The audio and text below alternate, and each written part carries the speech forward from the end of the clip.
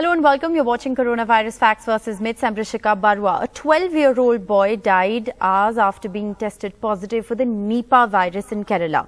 Samples with high-risk contacts have, however, tested negative. 48 high-risk contacts have been admitted to hospital and samples of these other contacts are still being tested. Now, just like COVID, Nipah is also a communicable disease. It can be passed on from animals to humans. It can also be passed on from certain fruits to humans. And there are recent studies which suggest that droplet transmission, which essentially means human to human transmission, is also possible. Now, some of the symptoms as we list out, you will see, are quite similar to COVID-19. Now, Nipah is considered more deadly compared to COVID, even though COVID is considered more infectious. On the show today, we will look at what is Nipah virus, what are the symptoms, and how is it different from COVID-19?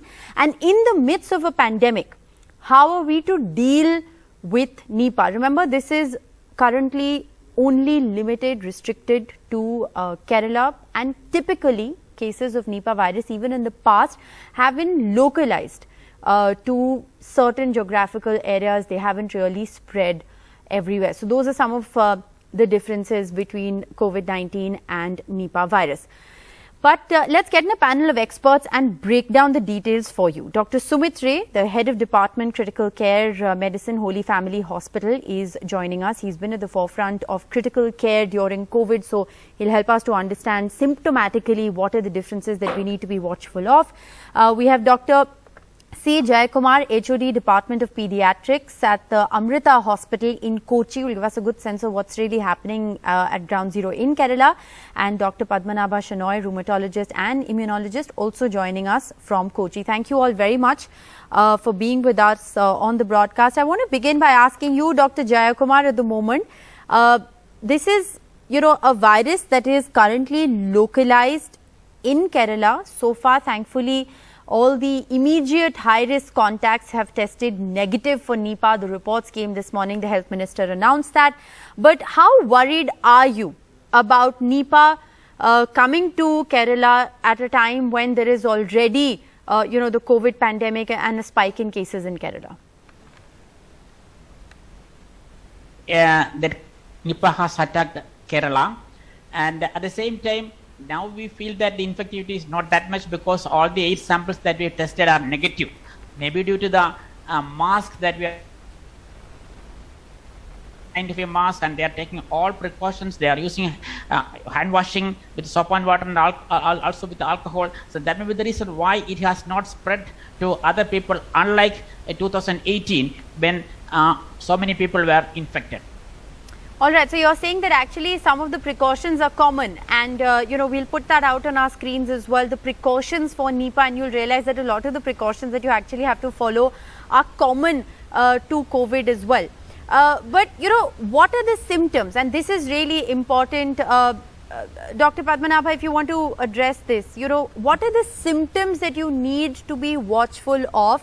And, is there any way to differentiate it from COVID?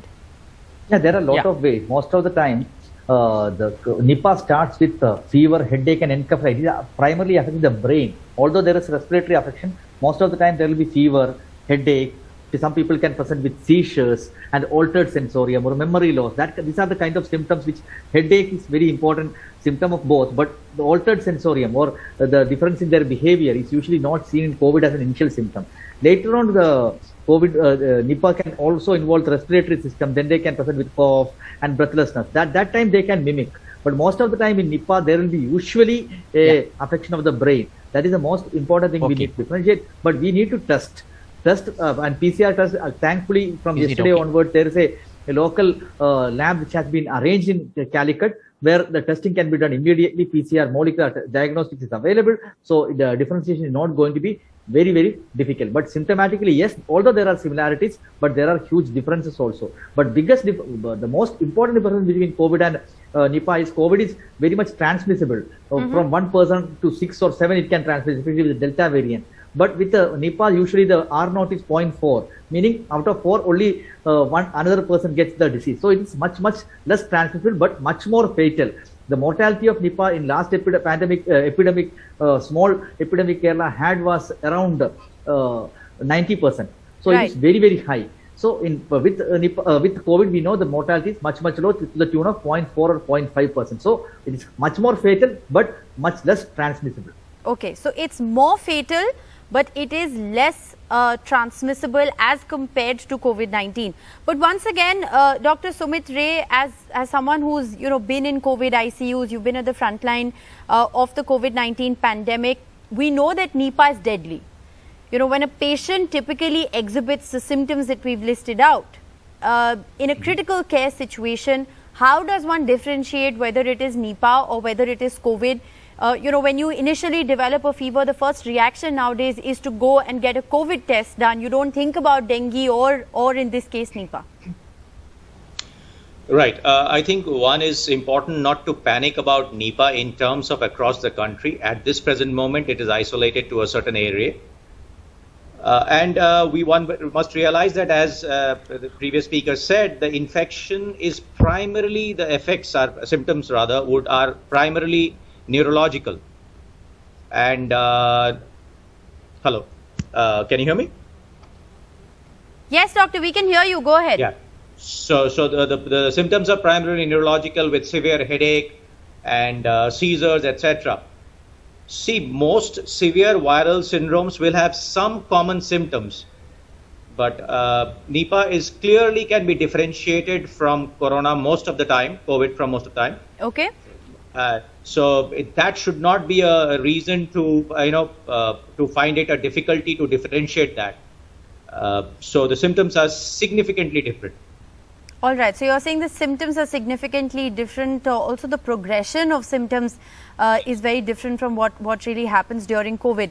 But Dr. Jayakumar, if I can bring you back into the conversation, precautions. And you raised a very important point that the outbreak is not so bad this time around in Kerala as compared to 2018 because of a lot of the COVID precautions that are already being followed. Yeah. In addition to that, you have to take care of this. The spread of the infection is from, that bat-bitten fruits, and from bat-bitten fruits to animals, and from animals to humans, and then human to humans. So in all these ways it can spread. So be very careful when we select fruits. So see that it is peeled very well and it is washed very well. Okay. And then that's most important thing in that we can prevent. In Kerala, we suppose it is mainly from bat-bitten fruits. Especially in West Bengal, when it happened, it was from this date palms, soups. So we should be very careful. You have to boil all those things and then take. So in Kerala, I think the best thing to prevent is you should avoid bat-bitten fruits. And if at all you are taking, you have to wash it very clearly with soap and water. Also with alcohol if possible for other people. So take care of this bat-bitten fruits, use it very carefully, and then hand washing as we do in COVID precautions. All right, I think that's very important. Dr. Padmanabha, if I can also bring you in here, what is the situation right now? I mean, you are in Kochi, you're dealing with patients on a daily basis. We know so far only one death has been reported, that too in a child. This has also raised questions on whether children are more vulnerable, or is this just, an anomaly? What's the situation on the ground in Kerala as far as Nipah is concerned? So first thing what we should understand is Kerala is most of the year, last 3 years, out of 3 years, 2 years we had pandemic. So this case is being reported. One case in Calicut, there were 23 cases. Last year it was in Kochi. This year again in Calicut, one case is reported. So it is becoming every year, and Kerala has become an endemic area, and for once in a while a case is being reported. So there is a Nipah virus circulating among the bats in Kerala, although the exact source has never been identified. Right. So first thing is, it is going to come every year or maybe every alternate year. That is going to come unless we have efforts to prevent it. That is the first thing. Second thing is, unlike last year, this year the secondary chain of transmission looks like it has been broken. No new case has been reported after the death of the first patient. So that is a good thing. But as we know, the incubation period of Nipah is quite long. Up to 14 days it can take. So these people have to be under observation. Days. Up to 14 days it can, the symptoms can come. 40 days. 14 days. Okay. 14 days, 2 weeks. So generally it is 14, but it may be 40. 40 also, yeah. 40 also usually, yeah.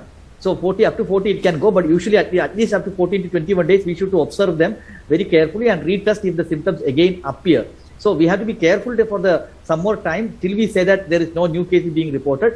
But having like Dr. Jayakumar said, Jayakumar sir said that mask hopefully will protect the outbreak from going to be bad to worse. So, and last thing is, it is not children specific. It can affect anybody. Even if once it affects anybody, it can be fatal in a huge proportion of patients. So we have to be careful. Right. I think those are important points. But very quickly, Dr. Ray, before we move on, treatment for Nipah? It's symptomatic. There is no medicine for Nipah virus like most viral illnesses. For the severe illnesses, it requires aggressive critical care, supportive care predominantly. And the question about the children is probably young boys and girls actually have access to fruit from trees more. They climb trees and eat fruits which may not be cleaned up, cleaned. So that's why they have more susceptible to getting it rather than being susceptible to the virus itself. Okay. All right, makes sense. I think that's very useful advice. If you're watching this broadcast, you're concerned about the Nipah outbreak. We've tried to break down the details of what it means, how it's different from COVID, and how it's actually not so infectious. And given the fact that we're already following a lot of the COVID-19 protocols, many anticipate that the outbreak may not even be that deadly or that widespread. We'll keep a close watch though on that story. I want to shift our focus to another important development that's taken place, and once again the whole debate about the Covishield dosing gap that's come to light. The Kerala High Court has ordered the centre to allow a second dose of Covishield after a 4-week gap instead of 12. The government's asked to make changes in the CoWIN app so that they can actually reduce the dosing gap for those people who want it. Now, this is, of course, an order for vaccines from private sources only. It's not something that's going to apply to the free vaccine doses that's given by the government. Those will still follow the 12 to 16-week gap. But the court has said that the question was whether private vaccinations, when you're paying for the vaccine, you could choose between early protection or better protection. And this has once again raised questions and doubts over this 12 to 16-week dosing gap. As you know, we have on the broadcast two doctors from Kerala and, of course, Dr. Ray as well. So let me get in a word on what this means. Dr. Jayakumar, to you first. What do you make of the Kerala High Court order? Do you think at a time when cases are rising in Kerala, this is something that is needed to give people the option, those who are paying for the vaccine, to get it earlier? If you want to have better immunity, you have to extend the date between two vaccinations. So minimum is 28 days. So maximum can be the minimum period. Right. In any vaccine for that matter, in US and all those places, they are giving primary vaccinations 2, 4, 6 months. In Kerala, in India, our schedule is 6 weeks, 10 weeks, 14 weeks. So better protection is offered if we extend the period to 2 months like that. That's for all vaccines. Okay, but Dr. Padmanabha, this has once again raised questions over whether the 12 to 16-week dosing gap is something that we need to reconsider. The fact that the Kerala High Court has asked the centre to allow this second dose in a span of 4 weeks has reignited the debate on whether we need to reconsider the 12 to 16-week gap, given the fact that there have been warnings that, we could see the onset of a third wave soon. There is a spike of cases specifically in Kerala, now cases rising in Maharashtra as well. Which way would you weigh in? So let me be clear about two things. First and foremost thing is, single dose of vaccine has minimal effect on Delta. Delta, only once we give 2 doses, we have effect. So and second thing, very, very clear is, if we extend between the gaps of the vaccine, like Dr. Jayakumar sir said, if we extend the gap between the vaccines, it become more efficacious. Okay. For example, Pfizer vaccine was given for 3 weeks, between a gap of 3 weeks in US, that the waning immunity is much faster. And also with AstraZeneca vaccine, it's very clear that if you extend the gap to more than 6 weeks or 8 weeks, the immunity generated is much higher than the shorter gap. So there is a trade-off between two things, early immunity versus long-lasting immunity. As a society, I think we should look at long-lasting immunity because COVID is here to stay for a longer time. But what court said is that whether somebody has to go for an early immunity versus long-lasting immunity is his personal choice. As a health expert, I think larger gap is better because we will have a longer lasting immunity and we won't require boosters. Because if we give a shorter duration, the waning of immunity will start and the immunity will come down over time and it will not last for a very long time, and then we may have to give boosters. That's what Israel is doing, that's what the US is doing. As India as a country, whether we can afford it is a big question. So I think as a personal choice, we should increase the gap between the two doses because you get a longer lasting immunity. But for an individual, for example, somebody is traveling abroad, he needs to have a certificate. Those kind of exceptional cases, definitely they can give a shortened gap, provided that they should understand that their immunity is going to come down over a period of time. Dr. Ray, do you welcome this choice argument that give people who are paying for the vaccine an option between early protection or better protection? Or do you think it's just going to lead to more confusion in the minds of people? Not just the confusion. I think there's a problem in this to look at public health measures in this way, that those who pay for it have a better choice or a different choice from those who don't pay for it directly. Finally, it's being paid for the people of this country. I mean, what does the government get the money from? From the people of this country, right? So for the vaccination program, it's not it's not generated by the ministers, it's generated by the people of this country. So I think there is a different choice that is given to different people who pay directly and don't pay directly is unfair for a public health system. I think there should be similar rules for everybody for vaccination program. In principle, you make a very pertinent point when you say why should different rules apply for those who pay and those who can't. But on a fundamental level, from a scientific point of view, where do you weigh in as far as this dosing gap debate is concerned? Because it's endless. There have been 3 revisions. We've put out what's happening globally. Our dosing gap is the highest. We have this 84-day gap, which is the highest that AstraZeneca is being given anywhere in the world. True. So what does the evidence tell us? The evidence has varied a little bit, but broadly the evidence suggests that the best immune response to this vaccine is between 8 to 12 weeks, going up to 16 weeks. Okay. So if you balance the increasing the rate of vaccination and the best possible immune response, balance probably anywhere between 8 and 12 weeks, and that's what most countries are doing. The 12 to 16 weeks probably was extended also because of the fact that we were running out of vaccines. So if we produce enough vaccines, then probably the best combination would be, or the best alternative would be anywhere between 8 to 12 weeks. Gap would be the best so gap should we possible. go back to the 8 to 12 week gap, given the fact that India has now, as per the latest information, administered over 70 crore vaccines? We've passed the 1 crore mark on 3 days, in the recent past. So is it time perhaps to reconsider that gap? It's a debate I know that will continue and a story that we'll continue to track here. Thank you all very much for sparing your time and being with us on NDTV.